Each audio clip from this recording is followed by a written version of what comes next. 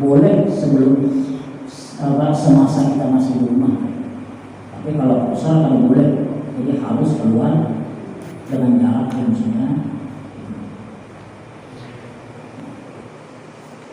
Nah, berkaitan dengan pertanyaan tadi, kan jauh di tempat mengajar, apakah itu termasuk safar atau tidak?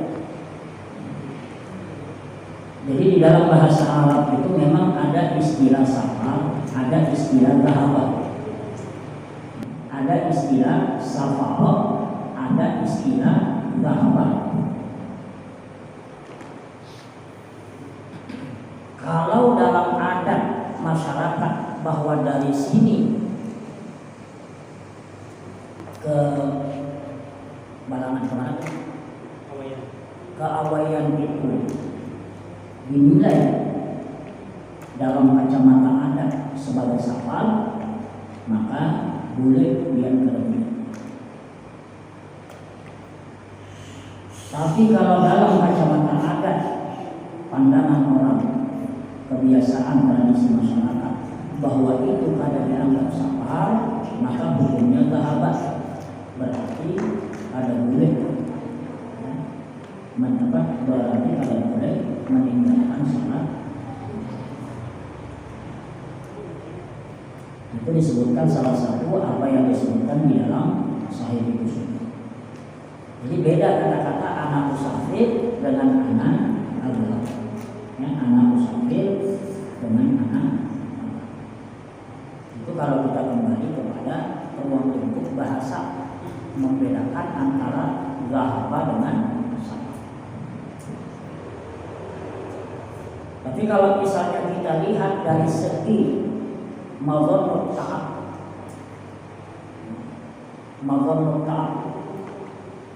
artinya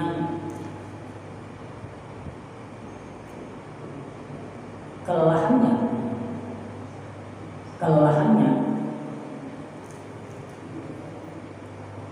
karena orang disuruh mengqashar itu kan untuk menghindari kelelahan, untuk menghindari ta'ab, kelelahan atau kesukaran. Nah, kalau misalnya kita melihat dari sisi ini, misalnya kita kadang melakukan qunut subuh, sementara imam itu qunut subuh, maka lebih baik kita tetap bersama imam dengan melaksanakan qunut mengikuti imam daripada kita keluar dari masjid meninggalkan sholat berjamaah. Itu adalah prinsip dari ahli sunnah. Maka tidak boleh kita meninggalkan Jumatan atau berjamaah disebabkan karena perbedaan. Lebih baik kita tetap sholat bersama imam dengan mengikuti imam daripada kita meninggalkan sholat berjamaah. Itu prinsip beragama ahli sunnah.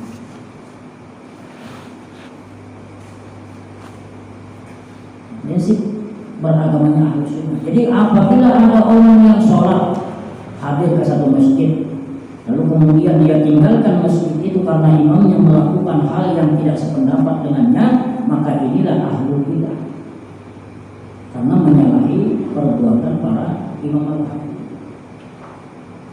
dan menyalahi prinsip dari cara beragama ahli sunnah. Tapi prinsipnya kalau misalnya benar-benar kelelahan, itu boleh sekali, karena memang walaupun jaraknya wajar, cuma bagi kita yang tidak biasa itu terasa jauh juga ya, antara Marawi dengan cuma mutawah itu kalau saya tinggal. Nah, saya kira seperti itu. Mudah-mudahan jawaban ini bisa dipahami. Oke, yang lain. Berniat jamak qashar, tapi begitu sehingga di masjid salat zuhur kan wajib mengikuti imam. Jadi salat zuhurnya 4 rakaat, karena bila sudah selesai mundur ke belakang, qomat, lalu kemudian salat isya 2 rakaat. Jadi jangan zuhurnya 2 rakaat. Jadi ada sebahagian jadi dibiarkan dulu imam ini 2 rakaat. Jadi begitu imam naik ke rakaat ketiga hanya 4 nih. Jadinya dapat 2 rakaat aja. Nah ini ada wujud. Nah itu ada wujud. Yang wujud itu kata Nabi, apabila kalian berniat qashar atau melakukan perjalanan, ingin melakukan sholat perjalanan, kemudian bertemu dengan imam di satu masjid, maka sholatlah sesuai sholatnya imam. Jadi kalau 4 rakaat ya 4 rakaat. Walaupun kita terlambat, misalnya kita masuk imam sudah tahiyat akhir, tetap kita 4 rakaat. Tapi niat di hati tetap qashar. Kenapa kita 4? Karena mengikuti imam. Jadi nanti bila sudah mundur, asalnya itu yang 2 rakaat.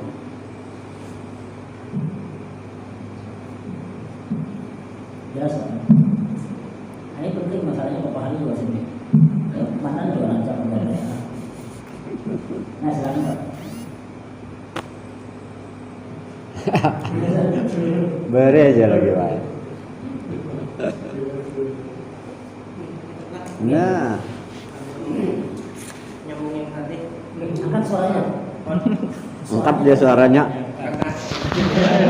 Jangan awaknya yang diangkat.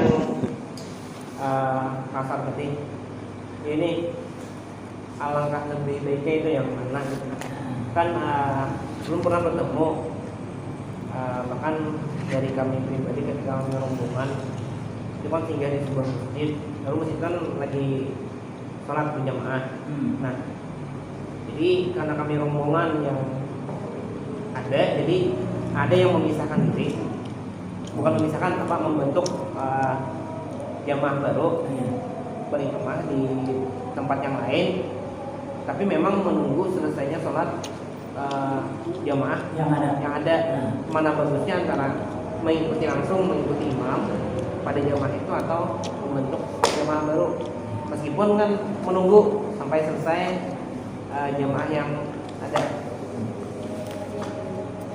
Jadi kalau kita melihat hadis Nabi tadi itu kan kata Nabi, apabila engkau menemukan jamaah maka ikutlah kepada jamaah. Jadi memang yang utama itu langsung pian kepada. Sebab kalau pian menunggu jamaah baru,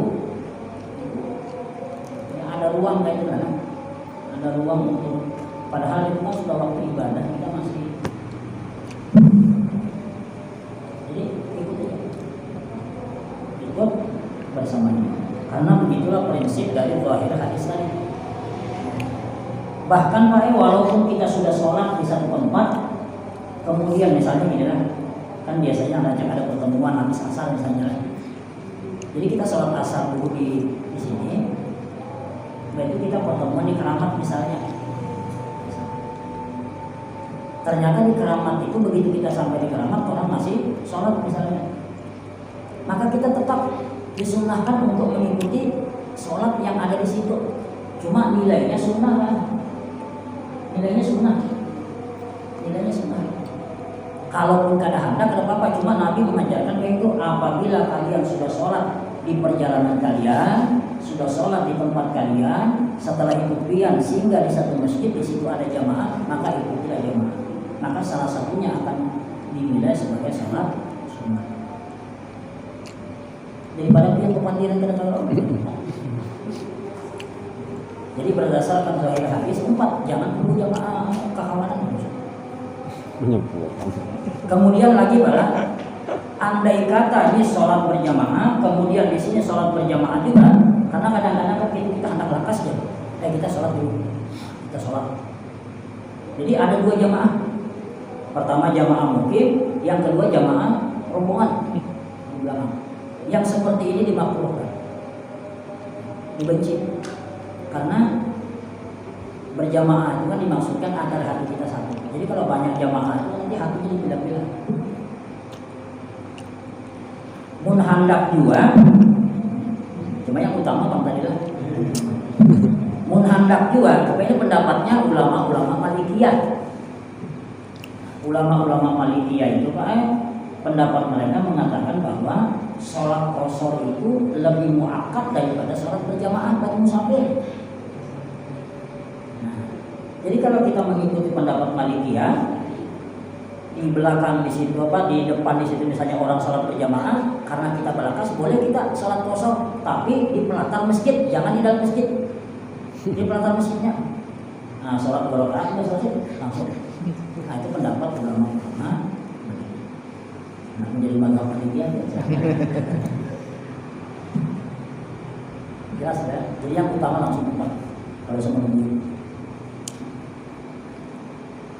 Nah, demikian dan masih panjang lagi para kesalahan-kesalahan yang terkait dengan sholat. Jadi kalau berhenti nih, kita tabarok aja nih, bisa sampai setahunan tabarok. Kita bisa tabarok. Ada jelasan tadi berapa jarak yang safar tadi? Oh ya, di dalam hadis sunnah, di dalam hadis tadi Anas bin Malik itu salah satu amyal. Ini yang paling sahih. Yang ada riwayat fi'liyahnya salah satu amyal. Kalau kita konversi ke bilangan itu 5.541 meter.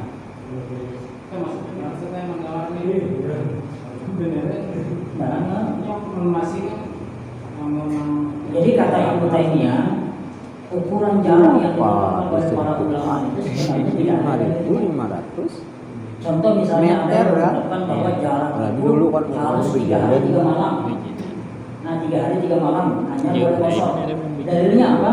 Dalilnya adalah la tusafirul mar'atu salasata ayyam illa ma'adi mahramin.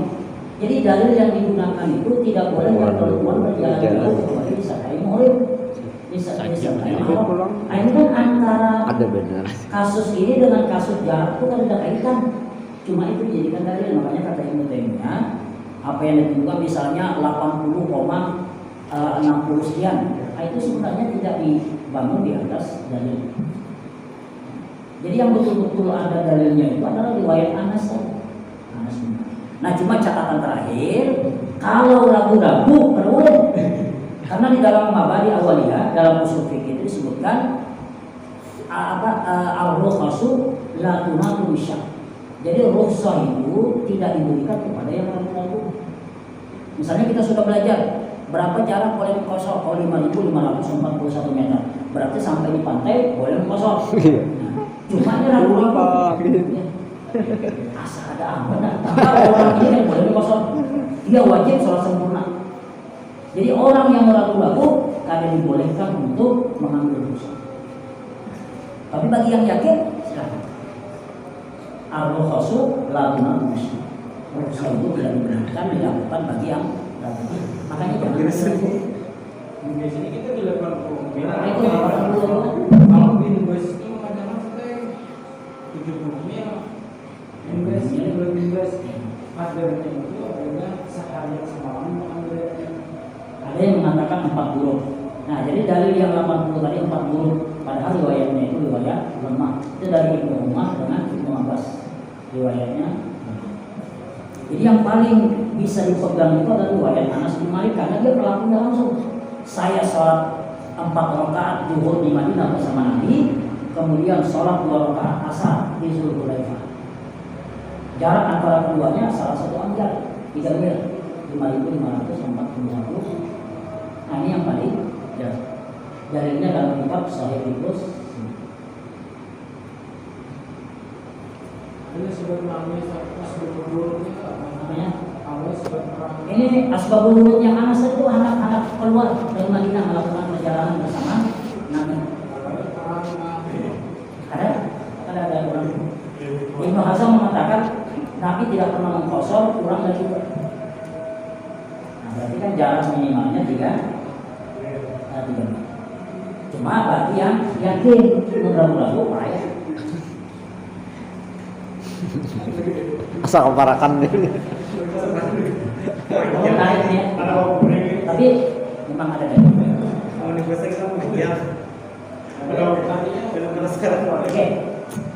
kita coba dulu saja. Bisa kita. Ini saja dulu dari mudah-mudahan bermanfaat. Assalamualaikum warahmatullahi wabarakatuh. Waalaikumsalam warahmatullahi wabarakatuh.